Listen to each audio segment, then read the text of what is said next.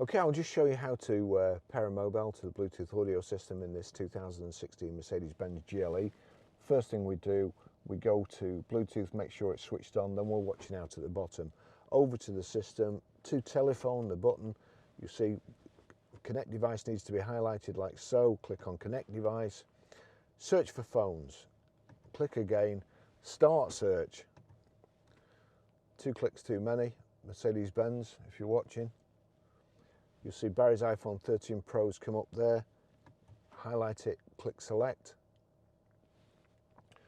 So watching out at the bottom here, 330908 pair, 330908 pair, yes. If you decide not to, you just highlight no, but we'll click yes. Allow contacts and favorites to sync, allow. I don't want Wi-Fi, so I'm going to click no there.